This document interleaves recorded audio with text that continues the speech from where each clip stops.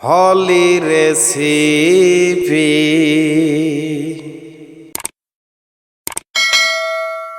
আজকে আমি বাঁশকুড়ুল দিয়ে মুরগির মাংসের তরকারি তৈরি করে দেখাবো। আশা করি আমরা বাঙালিরা অনেকেই এই বাঁশকুড়ুল খাইনি। তাহলে চলুন একটা নতুন ডিশ রান্না করা যাক। এখানে আমি বাঁশকুড়ুল নিয়েছি। বাঁশের কুড়ুল যেটা হয় সেই ছোট্ট, সেটাকে বাঁশকুড়ুল বলে। এটাকে আমরা এখন ভালোভাবে কেটে নেব। এগুলো কিন্তু সাবধানে কাটতে হবে, হাতে কিন্তু লেগে গেলে ব্যথা করবে, কারণ এগুলোর গায়ে একটু কাটা থাকে। একটু সাবধানে আপনারা কেটে নেবেন। বাঁশকুড়ুল কিন্তু কিনেও পাওয়া যায়, আবার যারা গ্রামের বাড়িতে থাকে তাদের আশেপাশে বাঁশের ঝাড়ে কিন্তু বাঁশকুড়ুল সহজেই পেয়ে যাবেন।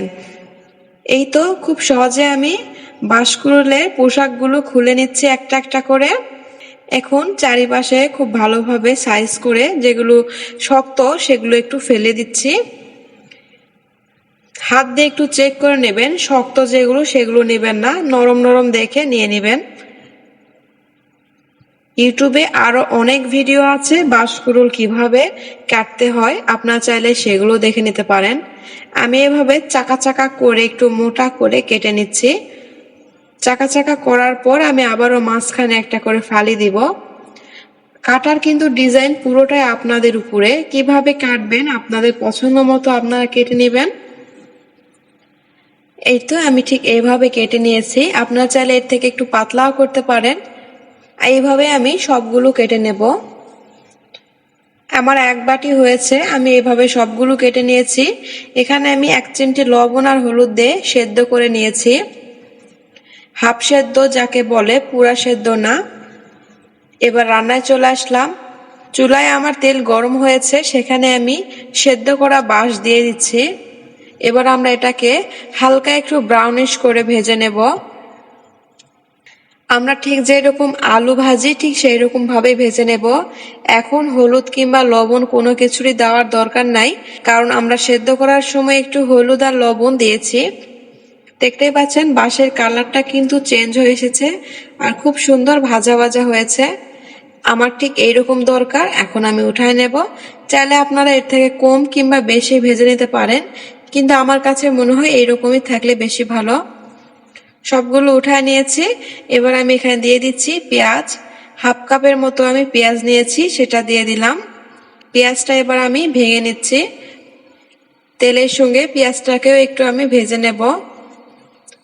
পেঁয়াজ আমি একটু মোটা করে কেটেছি, সেই জন্য একটু ভাঙতে সমস্যা হচ্ছে।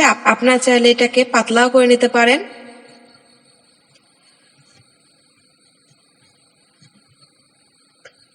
তেলের সঙ্গে পেঁয়াজ যখন এরকম হালকাভাবে নরম হয়ে আসবে, তখন আমরা মূল উপকরণগুলো অ্যাড করে দেব এক এক করে। প্রথমে আমি এখানে দিয়ে দিচ্ছি আস্ত মশলা। এখানে দালচিনি, জিরা, লবঙ্গ, তেজপাতা এবং গোলমরিচ নিয়েছি। সবগুলোই আমি আমার গোছের এবং বাঁশের পরিমাণ করে নিয়েছি।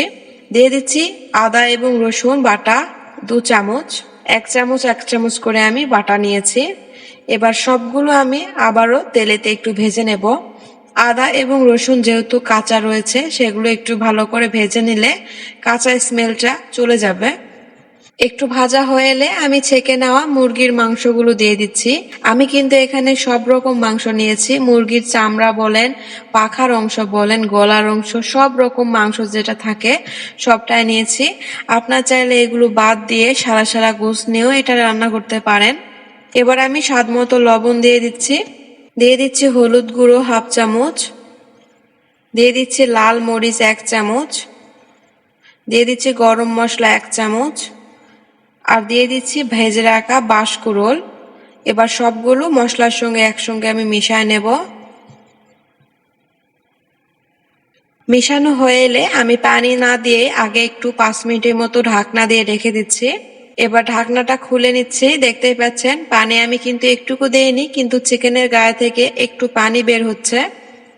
কিন্তু এই পানি দিয়ে তো আর সবটা সেদ্ধ হবে না, সেই জন্য আমাদের আরো পানি দেওয়ার প্রয়োজন। আমি কিন্তু বারে বারে পানি ব্যবহার করব না, একবারে আমি পানি দিয়ে কষে কষে এটাকে রান্না করে নেব। এখানে আমি 2 কাপের মতো পানি দিয়ে দিচ্ছি। পানিটা অবশ্যই আপনাদের আন্দাজ মতো দিতে হবে। চিকেনটা কিরকম শক্ত, সেদ্ধ হতে দেরি হবে কিনা সেটা বুঝে আপনারা দিবেন। আমি ঠিক পানি এরকম রাখছি, এটা একবারে শুকায়ে মাখা মাখা হওয়া পর্যন্ত রান্না করব। এর পরবর্তীতে আমি কোনো রকম পানি ব্যবহার করব না। আপনার চাইলে এক স্টেপ করে করেও পানি দিতে পারেন, যেহেতু একবার পানি দিয়ে শুকায় নিয়ে কষে নেওয়ার পর পরবর্তীতে আবার ঝোল দিতে পারেন, কিন্তু আমি এটা করব না, একবারেই আমি রান্না করে নেব। একবারে পানি দিয়ে কষে কষে রান্না করলে মূলত রান্নার টেস্টটা একটু ভালো আসে, সেই জন্য আমি এটা করছি। কিন্তু আপনারা আপনাদের পছন্দ মতো করে নিতে পারেন, কোনো সমস্যা নাই। ঠিক এইভাবে আমি কয়েকবার ঢাকনা খুলে নেড়েচেড়ে নিয়েছি।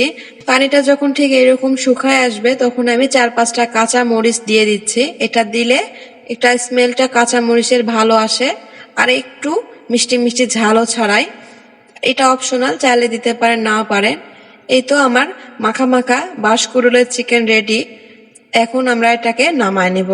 আমি একটা বাটিতে পরিবেশন করেছি, দেখতেই পাচ্ছেন আমার রান্নাটা রেডি। এটা গরম গরম ভাতের সঙ্গেও আপনারা খেতে পারবেন, আবার চাইলে পরোটা কিংবা রুটির সঙ্গেও এটাকে খেতে পারবেন। রেসিপি ভালো লাগলে অবশ্যই আমার চ্যানেল সাবস্ক্রাইব করতে ভুলবেন না। এখানে বিদায় নিচ্ছি, খোদা হাফেজ।